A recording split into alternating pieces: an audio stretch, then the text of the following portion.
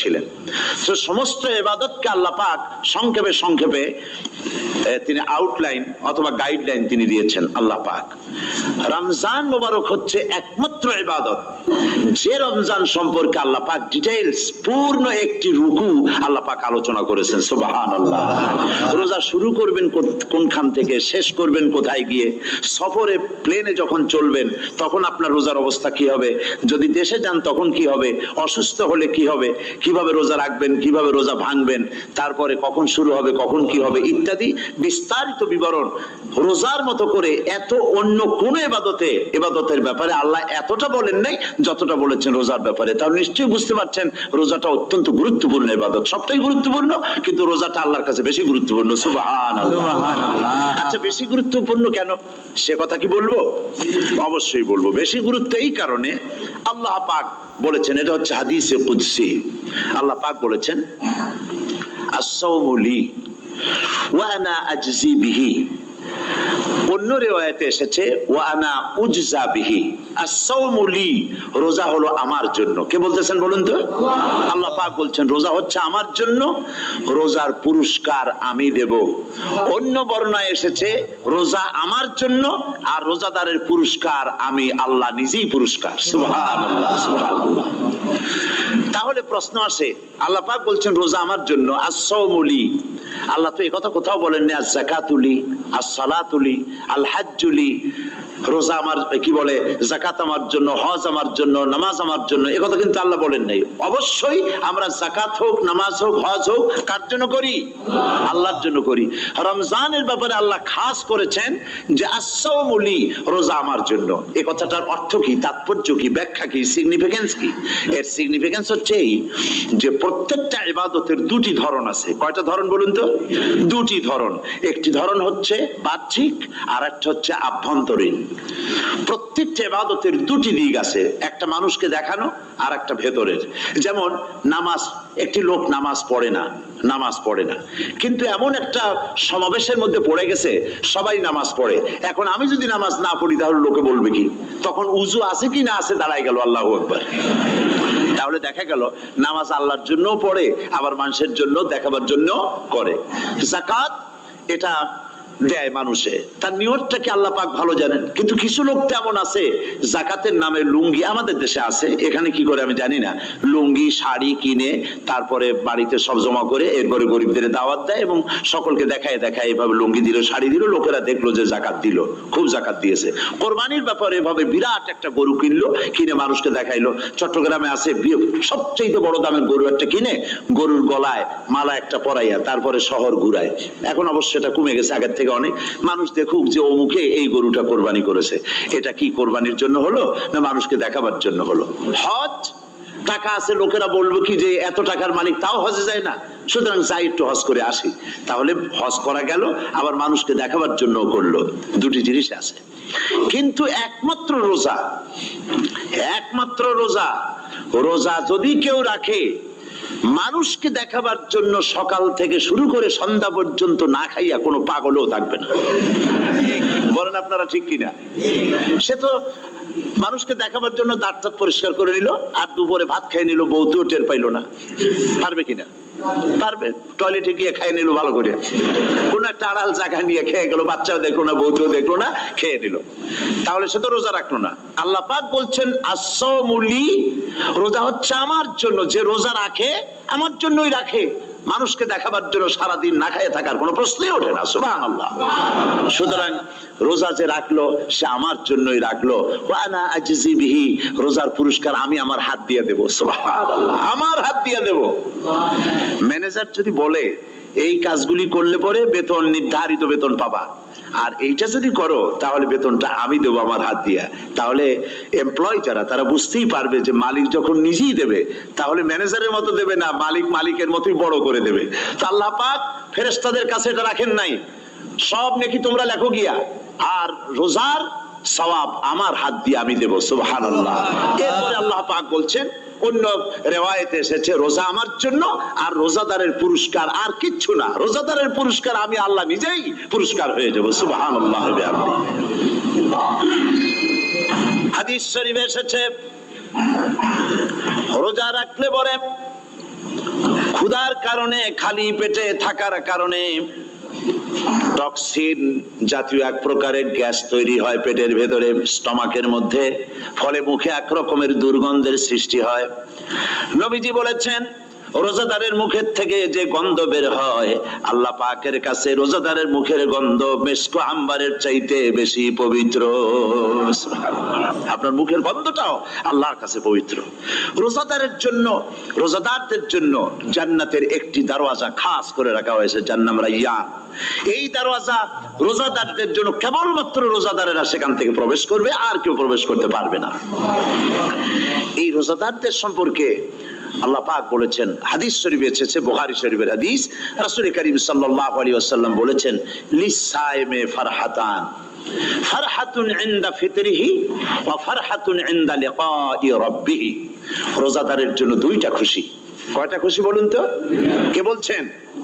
আল্লাহ রাসূল বলছেন রোজাদারের জন্য দুইটা খুশি। লিসাইমে ফারহাতান, দুটি খুশি। ফারহাতুন ইনদা ফিতরিহি, একটা খুশি হচ্ছে ইফতারের সময়।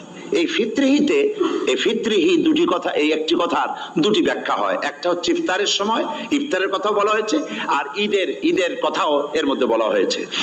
ইফতারের সময় হলে একটা খুশি, আর একটা খুশি হচ্ছে ইনদা লিকাই রাব্বিহি, যখন রোজাদারের সঙ্গে আল্লাহ পাক দেখা করবেন তখন হবে আরেকটা খুশি।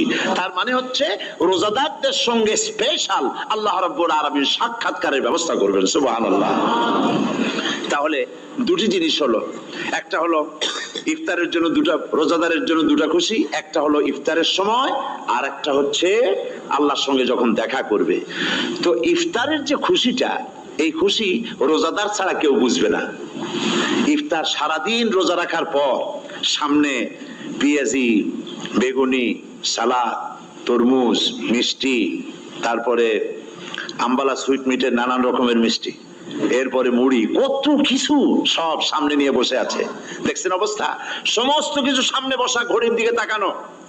আপনি যদি 5 মিনিট আগে খান, ফেরেশতা এসে মুখের উপর থাপ্পড় মারবে, বেটা খাইলি কেন? বলবে কেউ? বলবে না। কোন ফেরেশতা লাঠি নিয়ে দাঁড়ায় আছে? দাঁড়ায় নাই, কিন্তু আপনি খাচ্ছেন না কেন? সুবহানাল্লাহ, সুবহানাল্লাহ বলবেন না? অন্তত 1500 বছর আগে আল্লাহ রাব্বুল আলামিন নির্দেশ করে রেখেছেন, সূর্য সাদা হওয়া থেকে, পূর্ব দিগন্ত সাদা হওয়া থেকে শুরু করে পশ্চিম দিগন্তে যখন কালো হয়ে কালো রেখা দেখা দেবে, যখন মাগরিব হয়ে যাবে, সূর্যাস্ত যাবে, ততক্ষণ পানাহার আর স্ত্রী সম্ভোগ থেকে বিরত থাকো। 1500 বছর আগের আল্লাহ রাব্বুল আলামিনের এই নোটিশ কিভাবে কার্যকরী হচ্ছে উম্মতের মধ্যে, মুসলমানদের ভেতরে। খাবার সামনে আসে, পিপাসা লেগেছে, এখন তো পিপাসা লাগে না, খুব ঠান্ডার সময়, এখন রোজা রাখতে খুব মজা হবে, তাই না? খুব মজার রোজা।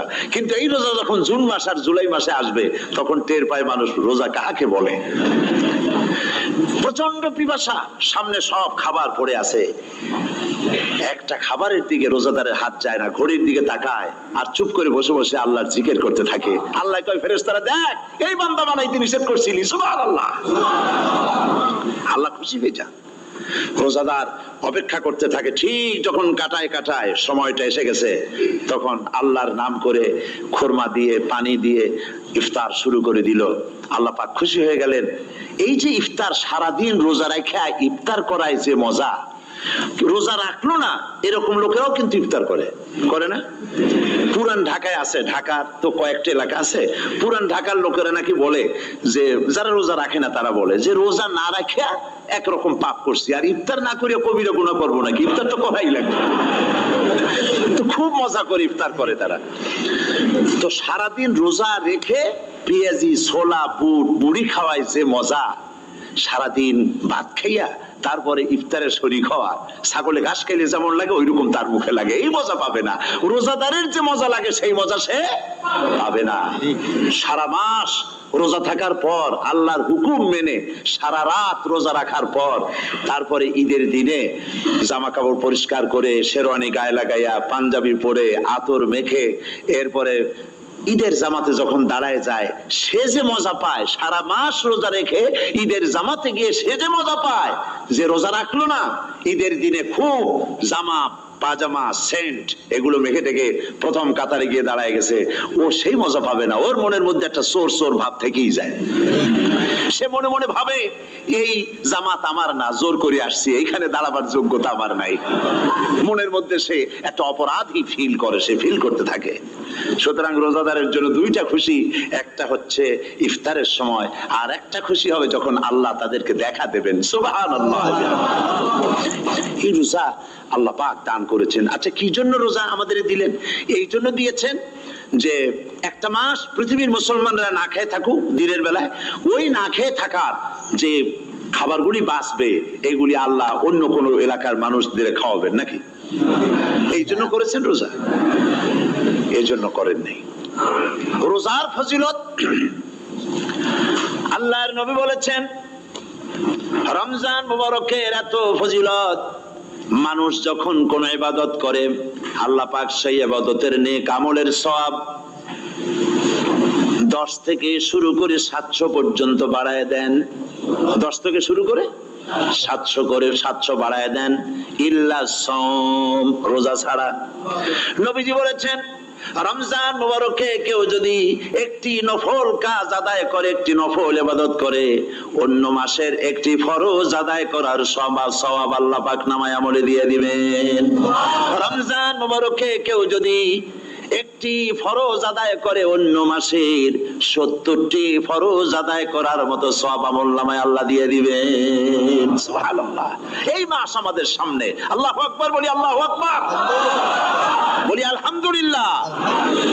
এই পবিত্র মাস আমাদের সামনে, এই মাসে এত সওয়াব, নফল হয় ফরজের মতো, আর ফরজ হয় 70টা ফরজের মতো। এত সওয়াব কেন হইল? আমরা না খেয়ে থাকি সেই জন্য নাকি? বলতে পারেন কেন হলো? একটি কারণ, শাহরু রমাদান আল্লাযী উনজিলা ফীহিল কুরআন। সুবহানাল্লাহ বলবেন না? এই রমজান মাস হচ্ছে সেই মাস যে মাসে আল্লাহ